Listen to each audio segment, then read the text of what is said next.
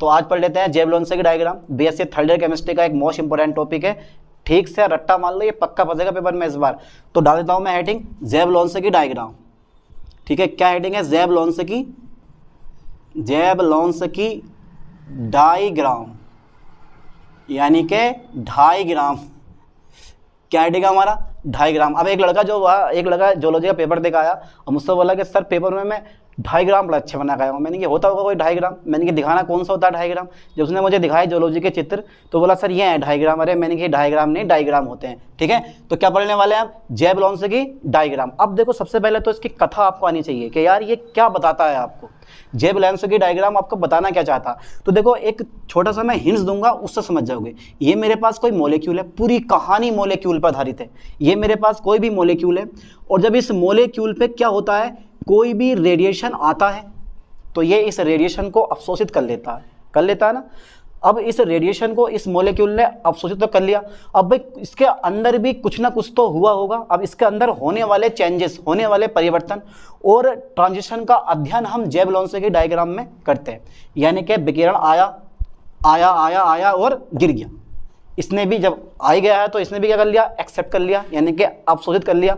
अब इस विकिरण से इसके अंदर कुछ ना कुछ परिवर्तन होगा और कुछ ना कुछ ट्रांजिशन होगा, और इन दोनों का अध्ययन हम करते हैं जेब-लोंसे की डायग्राम में। यानी कि मैं लिखने वाला हूं इसकी परिभाषा कि भाई जेब-लोंसे की डायग्राम द्वारा, जेब-लोंसे की, ठीक है, डायग्राम द्वारा, जेब-लोंसे की डायग्राम, ठीक है, किसी मॉलिक्यूल मतलब किसी अणु द्वारा, ठीक है, विकिरण मतलब रेडिएशन, विकिरण अवशोषित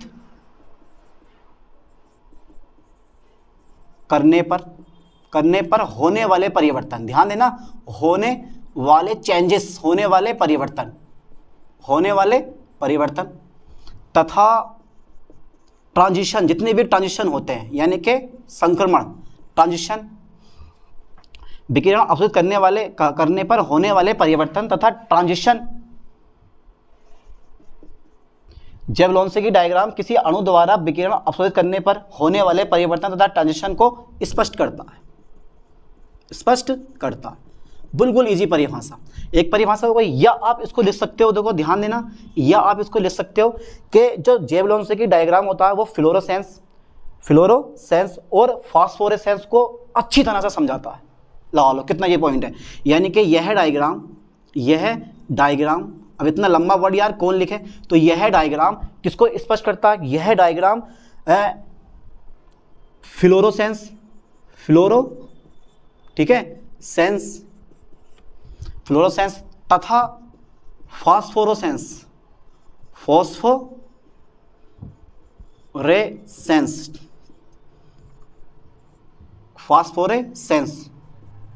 को स्पष्ट रूप से समझाता। कितना इजी टॉपिक है, देखो ध्यान से, कितना इजी टॉपिक है, समझाता है। ठीक है, दो परिभाषा हो गई, या तो ये लिखा हो या ये लिखा हो। क्या है? किसी अणु द्वारा विकिरण अवशोषित करने पर होने वाले परिवर्तन और ट्रांजिशन को स्पष्ट करता है। कौन? ये बेचारा जेब-लोंसे की डायग्राम, या फिर ये डायग्राम फ्लोरोसेंस, हिंदी में कहते हैं इसको प्रतिदीप्ति, और इसको बोलते हैं हिंदी में स्फुरदीप्ति, को स्पष्ट करता, अच्छी तरह समझाता आपको। पूरे का पूरा डायग्राम इस फ्लोरोसेंस और फास्फोरेसेंस पर ही आधारित है। बस ध्यान से पढ़ते रहना इस चीज को। ठीक है, या एक परिभाषा और भी आती है इसकी, वो परिभाषा ये आती है जब मॉलिक्यूल कोई भी एनर्जी अवशोषित करता है तो वो हाई एनर्जी लेवल में पहुंच जाता है। फॉर एग्जांपल देखो, मेरे पास क्या है? दो स्टेट है, this is a ground state and this is a first excited state. ये कौन सी स्टेट है मेरे पास? ग्राउंड स्टेट है, यानी कि मूल अवस्था जहां पर मॉलिक्यूल प्रेजेंट होगा, यहीं पे रहता है मॉलिक्यूल अधिकांश। किसमें रहता है? ये ग्राउंड स्टेट में। जो मॉलिक्यूल है आपका वो कहां रहता है बेटे? ग्राउंड स्टेट में रहता है। जब इस मॉलिक्यूल को क्या करते हो आप? एनर्जी देते हो। इस मॉलिक्यूल को क्या करते हो आप? एनर्जी देते हो, तो इसका कोई इलेक्ट्रॉन जो होता है वो कहाँ पहुंच जाता है? हाई एनर्जी लेवल में पहुंच जाता है। सेम कहानी यही है कि जब, यानी कि मॉलिक्यूल एनर्जी अवशोषित करके कहाँ पहुंच जाता है? हाई एनर्जी लेवल में पहुंच जाता। तो उस मॉलिक्यूल में होने वाले परिवर्तन और ट्रांजिशन को जिस आरेख द्वारा या जिस डायग्राम द्वारा स्पष्ट किया जाता है उसको हम जेब-लोंसे की डायग्राम कहते हैं। ठीक है, तो कितनी परिभाषा हो गई हमारे पास? 2। बस एक वो मैं लिखवाने रहा हूँ, बस इसी से रट्टा मान लो ठीक से कि भाई जेवलांसे की डायग्राम क्या होता है, या तो ये लिखी हो परिभाषा या ये लिखी हो, कंप्लीट तुम्हारे पास जेवलांसे की डायग्राम की परिभाषा हो गई। समझ में आ गया होगा क्या चीज़ होती है, क्या चीज़ होती है कि भाई विकिरण अवशोषित करने पर होने वाले परिवर्तन और ट्रांजिशन को स्पष्ट करता है, या फिर फ्लोरोसेंस या फिर फास्फोरेसेंस को स्पष्ट करता है। चलो यार एक परिभाषा मैं और लिखवा देता हूँ, ठीक है, यानी कि मोलिक्यूल जो होता है, मोलिक्यूल एनर्जी अवशोषित करके, एनर्जी अवशोषित करके, मोलिक्यूल एनर्जी अवशोषित करके कहाँ पहुँच जाता है? मोलिक्यूल एनर्जी अवशोषित करके हाई एनर्जी लेवल में, हाई एनर्जी लेवल में, ठीक है, पहुँच जाता है। ठीक है, पहुँच गया, चलो पहुँच जाता, चलो भाई पहुँच गया, ठीक है, पहुँच जाता है, ठीक है, हाई एनर्जी लेवल में पहुँच जाता है। अब देखो क्या होता है कि मोलिक्यूल में होने वाले परिवर्तन, मोलिक्यूल में होने वाले परिवर्तन, ठीक है बेटे, तथा ट्रांजिशन की, ठीक है, ट्रांजिशन की व्याख्या जिस आरेख द्वारा की जाती है, जिस आरेख द्वारा की जाती है उसे हम क्या बोलते हैं? उसे जेवलांसे की डायग्राम कहते हैं, जेवलांसे की डायग्राम कहते हैं। ठीक है, तो 3 परिभाषा मैंने लिखवा दी, लिखकाव से करके समझाने के लिए बहुत जरूरी है। ठीक है, अब देखो जरा आगे। अब सबसे पहले देखो मेरे पास कुछ पॉइंट आते हैं इसमें बेटे, उन पॉइंट को समझना बड़ा जरूरी है। बिना इन पॉइंट के आप जेवलांसे की डायग्राम को स्पष्ट नहीं कर पाओगे, ये केवल परिभाषा। होता क्या, सबसे पहला नंबर आता है देखो मेरे पास singlet ground state, singlet ground state, एक करके पढ़ेंगे सबका सब, सिंगलेट ग्राउंड स्टेट। ठीक है, सिंगलेट ग्राउंड स्टेट, ठीक है भाई, सिंगलेट ग्राउंड स्टेट मेरे पास आ जाती है। अब यार ये सिंगलेट ग्राउंड स्टेट में होना क्या वो देख लो जरा। देखो मेरे पास क्या होता है, जब मॉलिक्यूल ग्राउंड स्टेट में होता है, ये मेरे पास 2 स्टेट बना दिए मैंने, ये है मेरे पास ग्राउंड स्टेट और ये है मेरे पास एक्साइटेड स्टेट। ध्यान देना, ये क्या है मेरे पास, ये है ग्राउंड स्टेट। ध्यान देना कौन सी स्टेट है, ये मेरे पास कौन सी स्टेट है बेटा, ये है ग्राउंड स्टेट। मैं लिख नहीं रहा हूँ, चलो मान दे रहे हैं इसको ग्राउंड स्टेट। तो ये मेरे पास ग्राउंड स्टेट है। अब एक इलेक्ट्रॉन मेरे पास ये होगा, एक इलेक्ट्रॉन मेरे पास ये होगा, दोनों पेयर्ड इलेक्ट्रॉन है, पेयर्ड स्पिन है इनका। ठीक है, क्या है, पेयर्ड स्पिन है। जब पेयर्ड स्पिन है तो आप ध्यान देना, दोनों के दोनों इलेक्ट्रॉन कहाँ है, ग्राउंड स्टेट में है, और पेयर्ड स्पिन है, यानी कि दोनों इलेक्ट्रॉन कहाँ पर है, दोनों इलेक्ट्रॉन कहाँ पर है बेटे, मेरे बेटे कहाँ है, दोनों इलेक्ट्रॉन, ठीक है, ग्राउंड स्टेट में है। चलो साहब, ग्राउंड स्टेट में है। ठीक है, दोनों इलेक्ट्रॉन ग्राउंड स्टेट में है। ठीक है भाई, दोनों इलेक्ट्रॉन ग्राउंड स्टेट में। अब देखो क्या होने वाला, अब देखो इस इलेक्ट्रॉन के लिए जो S1 की वैल्यू आ गई वो आ गई +1/2, और स्पिन अपोजिट है तो S2 की वैल्यू आ गई -1/2। ठीक है, क्योंकि स्पिन अपोजिट है तो S1 की वैल्यू एक के लिए प्लस आई है और एक के लिए क्या है मेरे पास माइनस आई है। ठीक है, तो मैं S की वैल्यू फाइंड करूंगा पहले, तो S1 + S2, S1 + S2। ठीक है, अब S1 की वैल्यू चेक कर लो कितनी है, 1/2 है, +1/2 है, और S2 की वैल्यू -1/2 है। S की वैल्यू आ गई मेरे पास कितनी, 0। ध्यान देना कितनी वैल्यू आ गई मेरे पास, इसकी 0 आ गई इसकी वैल्यू 0। ठीक है, कोई दिक्कत नहीं है। अब निकालने वाला हूं मैं स्पिन मल्टीप्लिसिटी, स्पिन मल्टीप्लिसिटी। ठीक है भाई, स्पिन मल्टीप्लिसिटी निकालो आप। चलो साहब निकालने वाला हूँ लो, 2s + 1 होती है, 2s + 1 आती है। मैंने LS कपलिंग में इसको बहुत अच्छे से पढ़ाया है, देख लेना आप उसको। तो 2s, S की वैल्यू कितनी है मेरे पास, 0 है, प्लस का 1 हो गया, मेरे पास कितनी आ गई, 1 आ गई। तो स्पिन मल्टीप्लिसिटी कितनी है तुम्हारे पास, 1 आई है। इसका मतलब है जो मॉलिक्यूल होगा वो कहाँ होगा, ग्राउंड स्टेट में होगा। ध्यान देना, स्पिन मल्टीप्लिसिटी कितनी है, 1 है। तो जो मॉलिक्यूल है वो कहाँ पर है बेटे, मॉलिक्यूल कहाँ पर होगा, तो मॉलिक्यूल होगा तुम्हारे पास, जो मॉलिक्यूल है वो कहाँ होगा, वो होगा तुम्हारे पास सिंगलेट ग्राउंड स्टेट में। कहाँ होगा, सिंगलेट ग्राउंड स्टेट में है, में होता है। चलो साहब, में होता है। अब इसके बाद जो कंडीशन आती है वो आती है ट्रिपलेट एक्साइटेड स्टेट और सिंगलेट एक्साइटेड स्टेट। तो यहां तक का स्क्रीनशॉट ले, इसके बाद देखते हैं फिर।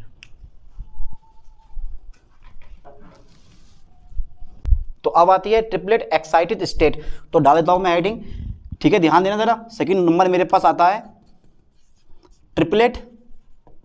ठीक है, triplet excited state, excited state. ठीक है भाई, देखो अगर ये छोटी छोटी चीज़ आपको समझ में आ गई तो आप क्लियर ही समझ लोगे आप इस चीज़ को। देखो जरा ध्यान से बोर्ड पे, अब मैं क्या करने वाला हूँ, देखो ये ठीक है, इसमें मेरे पास एक ग्राउंड स्टेट है, ठीक है, ये इस टाइप से, एक मेरे पास एक्साइटेड स्टेट है, ये वाली ग्राउंड स्टेट है, ये वाली कौन सी स्टेट है, एक्साइटेड स्टेट है। तो ये ग्राउंड स्टेट है मेरे पास, यहाँ पे 2 इलेक्ट्रॉन पेयर्ड है, ठीक है। अब जब इसको एनर्जी मिल जाती है, क्या करोगे आप, इसको एनर्जी दे दोगे। जब मॉलिक्यूल को एनर्जी को अवशोषित करता है, जब मॉलिक्यूल एनर्जी को क्या करता है, अवशोषित करता है, तो जो इलेक्ट्रॉन होता है ना इसमें से ये वाला, वो कुछ इस टाइप से एक्साइटेड हो जाते हैं, देख रहे हो ना। तो यहाँ से क्या हुई, मुझे इसकी एनर्जी दे दी मैंने, कितनी, hν दे दी। तो जब मॉलिक्यूल एनर्जी अवशोषित करता है तो जो इलेक्ट्रॉन होते हैं वो एक्साइटेड स्टेट में चला जाता है, यानी कि एक इलेक्ट्रॉन एक्साइटेड स्टेट में चला जाता है, चला गया। ठीक है, ध्यान देना, जब मॉलिक्यूल एनर्जी अवशोषित करता है, ठीक है, तो जो पेयर्ड इलेक्ट्रॉन होता है, यानी कि दोनों इलेक्ट्रॉनों में से एक इलेक्ट्रॉन एक्साइटेड स्टेट में चला जाता है। ठीक है, कहाँ चला जाता है, एक्साइटेड स्टेट में चला जाता है, ध्यान देना है, या बोल दूँ मैं इसको, फर्स्ट एक्साइटेड स्टेट में चला जाता है। ठीक है, मैं लिखने वाला हूँ, देखो जब मॉलिक्यूल को ठीक है एनर्जी दी जाती है, एनर्जी दी जाती है, ठीक है, तो जो इलेक्ट्रॉन होता है, वो इलेक्ट्रॉन जो होता है वो ग्राउंड स्टेट से कहाँ चला जाता है, एक्साइटेड स्टेट में, यानी कि फर्स्ट एक्साइटेड स्टेट में चला जाता है, फर्स्ट एक्साइटेड स्टेट में चला जाता है। ठीक है भाई, चला जाता है। देखो अब इन दोनों के लिए, दोनों का दोनों का तुम्हारे पास क्या है, दोनों का जो स्पिन है वो कैसा, पैरेलल है, कैसा तुम्हारे पास, पैरेलल, यानी कि समांतर, पैरेलल स्पिन है ये दोनों का, यानी कि एक ही दिशा में स्पिन है। क्या है, पैरेलल स्पिन है, एक ही दिशा में स्पिन है। तो S1 की वैल्यू कितनी आ गई आपके पास, तो बेटे S1 की वैल्यू मेरे पास आ गई प्लस के हाफ, क्योंकि स्पिन कैसा, समान है, समांतर है, ठीक है, एक ही दिशा में है। तो S2 की वैल्यू भी कितनी आ गई मेरे पास, वो भी प्लस के हाफ आएगी। ठीक है, दोनों की वैल्यू सेम हो गई। जो अगर मैं इसका मान निकालूंगा तो प्लस का 1/2 और फिर प्लस के 1/2, तो S की वैल्यू आ गई मेरे पास कितनी, 1/2 कितना तुम्हारे पास, 1 हो गया, यानी कि आधा आधा 1 हो गया। अगर मैं निकालूं स्पिन मल्टीप्लिसिटी, तो स्पिन मल्टीप्लिसिटी देखते हैं कितनी आती है, स्पिन मल्टीप्लिसिटी ये है 2s प्लस के 1, तो 2s s की वैल्यू कितनी है मेरे पास, 1 आ गई है, प्लस के 1 आ गया है, तो कितना है तुम्हारे पास, 3 आ गया। तो स्पिन मल्टीप्लिसिटी कितनी तुम्हारे पास, 3 है। कहने का मतलब यह है कि जो मॉलिक्यूल है वो कहाँ रहेगा, ट्रिपलेट एक्साइटेड स्टेट में रहता है, यानी कि मॉलिक्यूल कहाँ रहेगा आपके पास, मॉलिक्यूल ट्रिपलेट, ठीक है, एक्साइटेड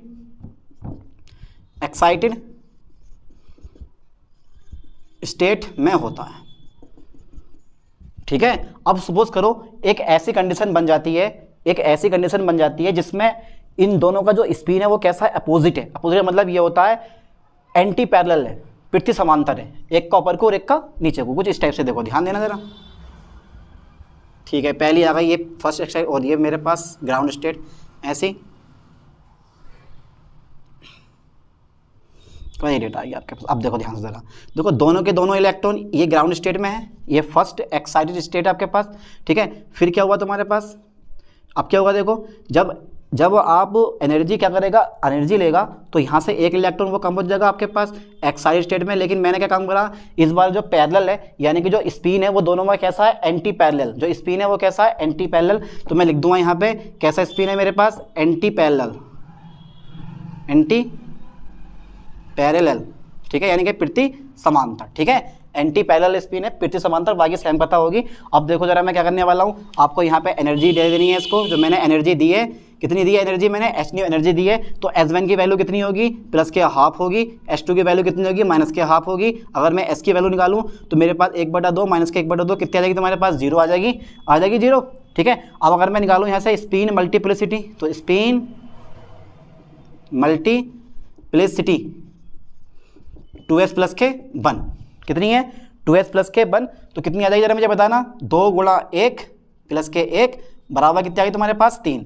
तो स्पिन मल्टीप्लिसिटी कितनी आ गई हमारे पास, 3 आ गई है, 3 आ गई। इसका मतलब क्या हुआ, इसका मतलब यहाँ पर ये होता है, देखो थोड़ा सा मैं कर देता हूँ इसको इरेज,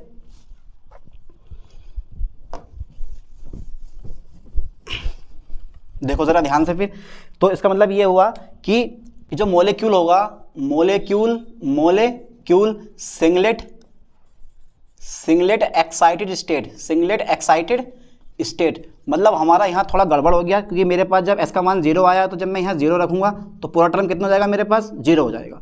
ठीक है, पूरे का पूरा टर्म कितना हो जाएगा, 0, यानी कि स्पिन मल्टीप्लिसिटी कितनी है तुम्हारे पास, 0 आई है। जब स्पिन मल्टीप्लिसिटी 0 है तो कौन सी स्टेट होगी मेरे पास, ये होगी सिंगलेट एक्साइटेड स्टेट में है कौन, मोलेक्यूल।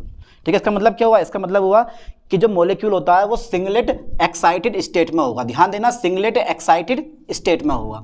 ठीक है, तो 3 कंडीशन मेरे पास हो गई। तो मेरे पास जो पहली थी वो कौन सी कंडीशन आई थी, वो आई थी मेरे पास ग्राउंड स्टेट, यानी कि सिंगलेट ग्राउंड स्टेट। फिर आई है मेरे पास कौन सी, ट्रिपलेट एक्साइटेड स्टेट। और लास्ट में जो थर्ड नंबर मेरे पास आया था वो था मेरे पास सिंगलेट एक्साइटेड स्टेट। कौन सी स्टेट आई है मेरे पास, सिंगलेट एक्साइटेड स्टेट। ठीक है, अब देखो जरा थोड़ा सा कहानी इसके बारे में।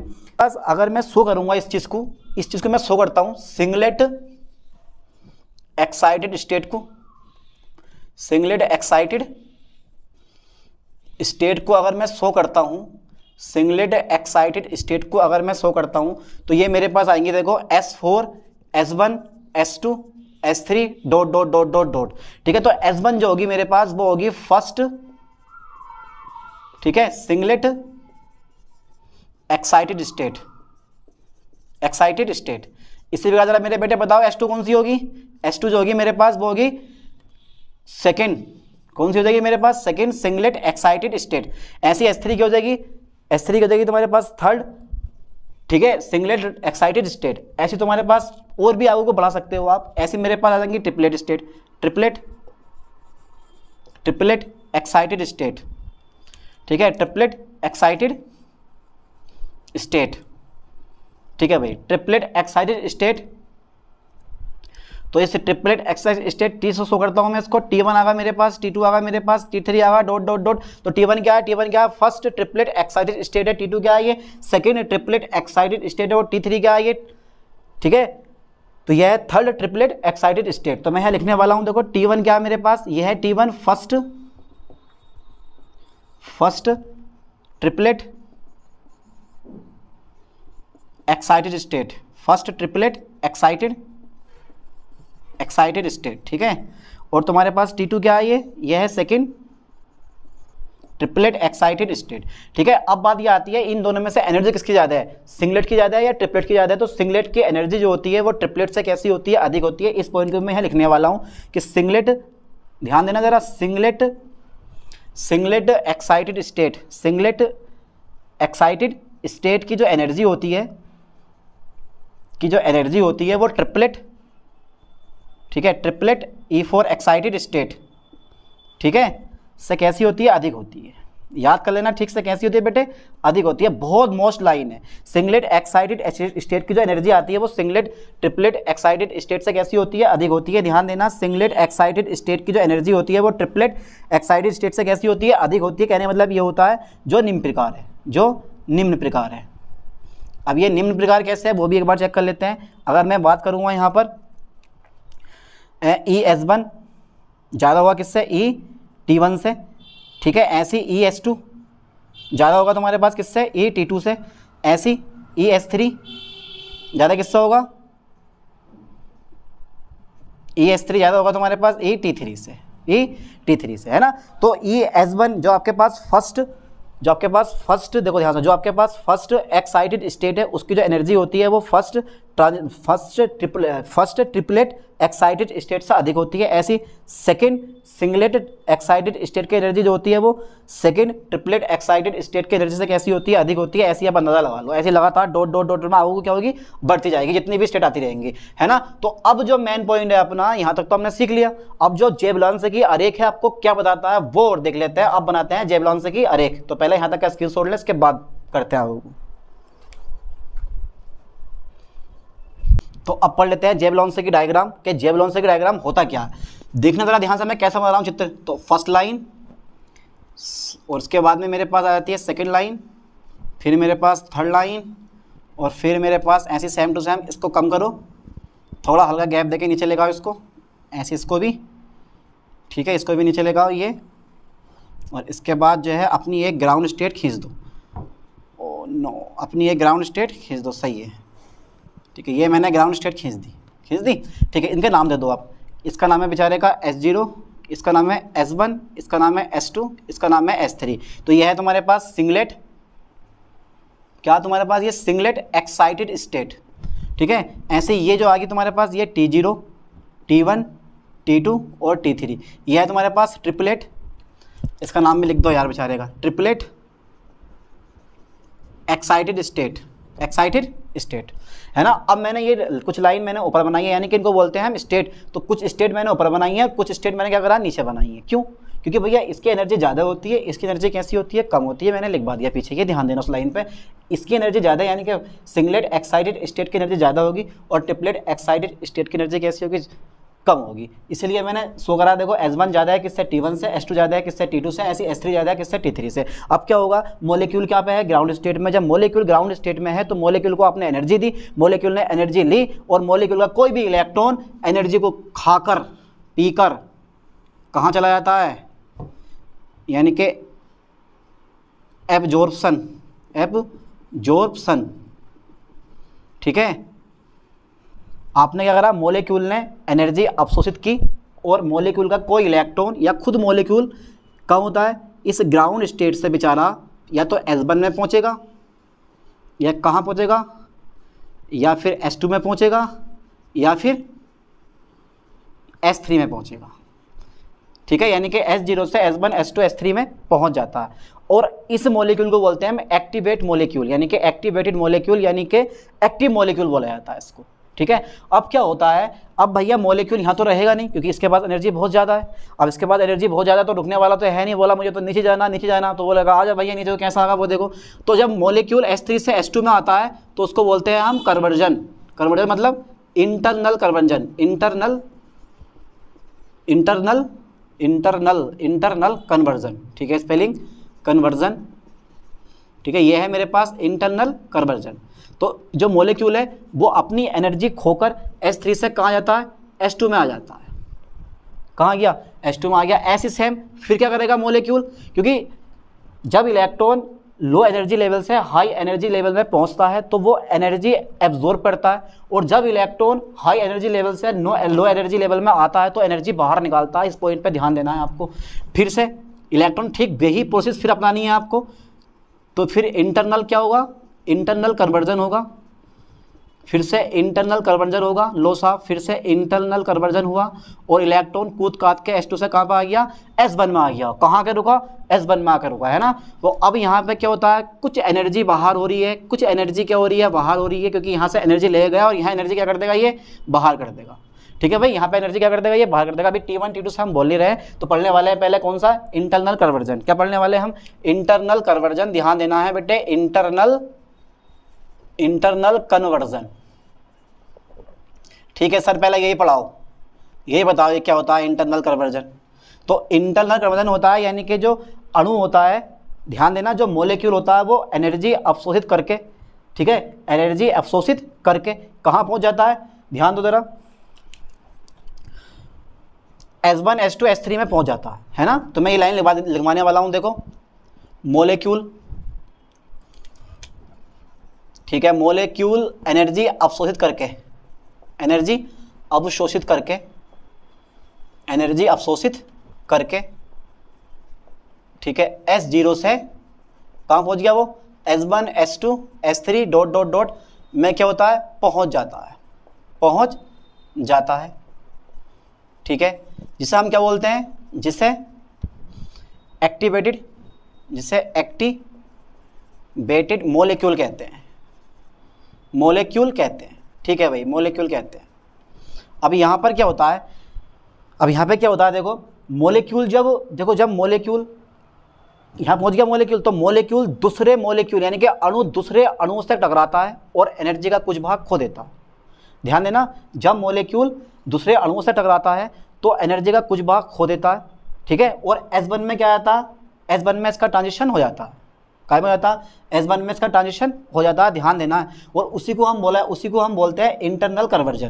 क्या बोलते हैं, उसी को हम इंटरनल कन्वर्जन कहते हैं, पहुंच जाता है, जिसे एक्टिव मॉलिक्यूल्स कहते हैं, ठीक है। देखो अब क्या होता है, मॉलिक्यूल क्या करता है, मोलेक्यूल, ठीक है, टक्करों के कारण, मोलेक्यूल टक्करों के कारण एनर्जी खो देता है। क्या कर देता है ये? एनर्जी खो देता है। ठीक है, मोलेक्यूल टक्करों के कारण एनर्जी खो देता है और कहा जाता है ये S1 में लौट आता है तथा S1 में लौट आता है तथा S1 में क्या होता है? लौट आता है, S1 में लौट आता है, जिसे हम क्या बोलते हैं? जिससे रेडिएशन लेस, जिसे क्या बोलते हैं हम? Radiation less. ठीक है, जिसे रेडिएशन लेस ट्रांजिशन कहते हैं, ट्रांजिशन कहते हैं। बहुत बढ़िया, बहुत इंपॉर्टेंट टॉपिक है, बहुत सही का समझो चीज को। ठीक है, यानी कि मोलेक्यूल दूसरे अणुओं से टकराएगा, अपनी ऊर्जा का कुछ भाग खो देगा और कहाँ जाएगा? S1 में लौट आएगा, जिसे हम बोलते हैं रेडिएशन। इस दौरान एनर्जी उत्पन्न होगी लेकिन रेडिएशन कोई उत्पन्न नहीं होता, तो रेडिएशन लेस ट्रांजिशन कहते हैं इस चीज़ को हम। ठीक है, इसके बाद क्या होता है? इसके बाद जो आता है फ्लूओरेसेंस। ठीक है, फ्लूओरेसेंस सी। ठीक है, तो यहाँ से ये फ्लूओरेसेंस उत्पन्न होता है कब? जब ये S1 से S0 में लौटता है। ठीक है, जब ये S1 से S0 में लौटता है तो प्रतिदीप्ति उत्पन्न करता है, जिसको हम, ठीक है, यानी कि एक चमक उत्पन्न करता है, जिसको हम बोलते हैं फ्लोरोसेंस। बाद में बताएंगे इसके बारे में, पहले पढ़ाऊँ मैं आपको ये क्या होता है। ठीक है, तो यहाँ से थोड़ी सी एनर्जी हो रही, यहाँ से थोड़ी सी एनर्जी हो रही है इंटरक्रोस्ड।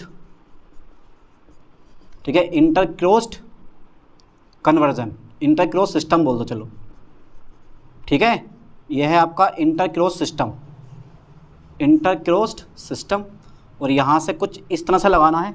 इसका मतलब क्या है? इसका मतलब यह होगा कि जब मोलेक्यूल का ट्रांजिशन हो रहा है वो एस से यानी कि सिंगलेट एक्साइटेड स्टेट से ट्रिपलेट एक्साइटेड स्टेट की ओर हो रहा है। ऐसे तुम्हारे पास ये वाला है, ये भी तुम्हारे पास सेम टू सेम होगा, इंटरक्रोस्ड सिस्टम, इंटरक्रोस्ड सिस्टम, यह वाला इंटरक्रोस्ड सिस्टम। इसमें भी सेम टू सेम कहानी आएगी, बिल्कुल इस टाइप से होगा यह वाला, है ना, ये हो जाएगा। ठीक है, तो इंटरक्रोस सिस्टम क्या है? तो इंटरक्रोस सिस्टम में क्या होता है कि इंटरक्रोस सिस्टम जो होता है वो सिंगलेट एक्साइटेड स्टेट से ट्रिपलेट एक्साइटेड स्टेट की ओर होता है, यानी कि S1 से T1 में और T2 से कहाँ होता है? T2 में होता है, यानी कि S2 से T2 में होता है। ध्यान देना, केवल हीट उत्पन्न होती है और यहाँ पर रेडिएशन कोई भी जनरेट नहीं होता। तो मैं डाल देता हूँ हेडिंग, इसके बारे में थोड़ा सा लेवा देता हूँ मैं, किसके बारे में? इंटरक्रोस सिस्टम के बारे में। तो इंटरक्रोस्ड, ठीक है, सिस्टम, इंटरक्रोस सिस्टम, कि यार ये इंटरक्रोस सिस्टम क्या होता है? तो यार क्या होता है इंटरक्रोस सिस्टम? तो इंटरक्रोस सिस्टम यानी कि यह है किधर से किधर को होता है, यानी कि इसमें क्या होता है कि मोलेक्यूल का ट्रांसफर, मोलेक्यूल का ट्रांजिशन। ठीक है, मोलेक्यूल का ट्रांजिशन किधर से किधर को होता है? मोलेक्यूल का ट्रांजिशन सिंगलेट एक्साइटेड स्टेट से, ठीक है, सिंगलेट एक्साइटेड स्टेट से किधर को होता है बेटे? ट्रिपलेट एक्साइटेड स्टेट की ओर होता है, स्टेट की ओर होता है, की ओर होता है। अर्थात मेरे कहने का मतलब क्या होता है कि S1 से T1 तथा S2 से T2 की ओर होता है। ठीक है, S1 से T1 और S2 से T2 की ओर होता है। ठीक है, हीट उत्पन्न होती है, हीट क्या होती है? उत्पन्न होती है, परंतु रेडिएशन उत्पन्न नहीं होता, उत्पन्न नहीं होता। इसे हम क्या बोलते हैं? इसे नॉन एक्टिव ट्रांजिशन, या बोल देते हैं इसे हम रेडिएशन लेस, इसे रेडिएशन लेस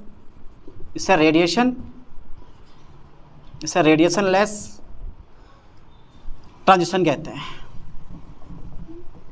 ट्रांजिशन कहते हैं, इसे रेडिएशन लेस ट्रांजिशन कहते हैं। बहुत ही इंपॉर्टेंट टॉपिक है, ढंग से पढ़ना ठीक से इस टॉपिक को। पूरा टॉपिक मैं क्लियर करवा दूंगा एक बार में। ये कौन सी स्टेट है बेटे? ग्राउंड स्टेट है, लिख दो नीचे जरा इसके, ग्राउंड स्टेट। अब इसमें एक चीज़ और रह गई है, फ्लोरोसेंस रह गया है, और अभी मेरे पास रह गया एक चीज़ और है इसमें भी, और वो है आपके पास फॉस्फोरेसेंस, फॉस्फोरेसेंस। ठीक है, फॉस्फोरेसेंस और रह गया अभी, और इसको मैं लूँगा कुछ इस टाइप से इधर को। ठीक है, या हटा दो इसको, नीचे भी कर दो इसको, ठीक है। तो ये आ गया मेरे पास कौन सा, फ्लोरोसेंस। क्या है मेरे पास ये फ्लोरोसेंस, या मैं इसको कर दे रहा हूँ नीचे की ओर, ये ऐसा कर दो, तो ये बन गया मेरे पास फ्लोरोसेंस, ठीक है। ध्यान देना, अब पढ़ने वाले हैं क्या, अब पढ़ने वाले हैं हम फ्लोरोसेंस। तो ये फ्लोरोसेंस क्या होता है, तो क्या होता है आपको इसका अंदाज़ा लगा लो, दिमाग लगाओ थोड़ा सा कि क्या लिखने वाला हूँ मैं इसके बारे में। तो जब ट्रांजिशन यानी कि जब मोलिक्यूल का ट्रांजिशन S1 से S0 में होता है, ठीक है, तो रेडिएशन उत्पन्न होता है। क्या होता है, रेडिएशन उत्पन्न होता है, जिसे हम बोलते हैं फ्लोरोसेंस, ठीक है। वैसे तुम्हारे पास जब मोलिक्यूल का ट्रांजिशन T1 से T0 में होता है तो भी रेडिएशन उत्पन्न होता है, उसी समय रेडिएशन उत्पन्न होता है, जिसे हम क्या बोलते हैं, फॉस्फोरोसेंस। बस ज़्यादा लिखवाने वाला नहीं है, इसके बाद में डायग्राम करो। तो यहाँ तक का स्क्रीनशॉट लें, इसके बाद देखते हैं। चलो फिर देखो, डाल देता हूँ मैं हेडिंग, क्या, फ्लोरोसेंस, ठीक है। क्या क्या मेरे पास, फ्लोरोसेंस,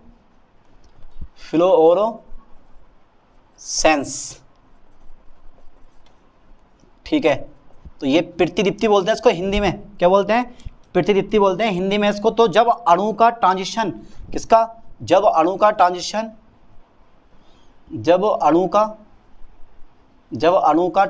कहाँ होता है, जब अणु का ट्रांजिशन कैसे S1 से S0 में होता है, ठीक है। S1 से S0 में होता है, S1 से S0 में होता है। तो इस ट्रांजिशन में, ठीक है, रेडिएशन उत्पन्न होता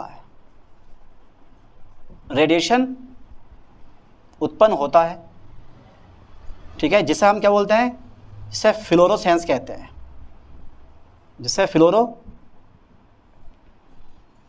फ्लोरोसेंस कहते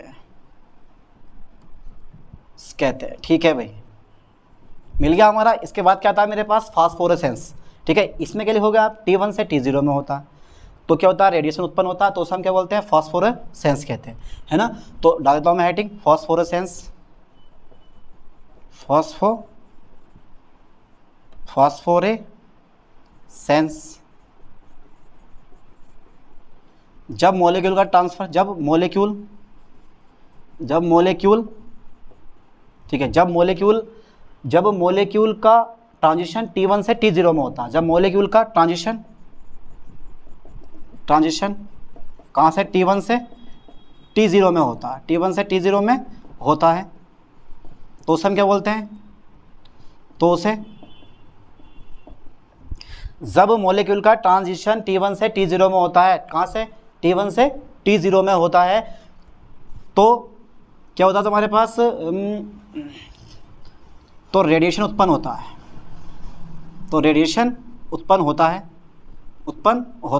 जिसे हम क्या बोलते हैं, जिसे फास्फोरेसेंस कहते हैं,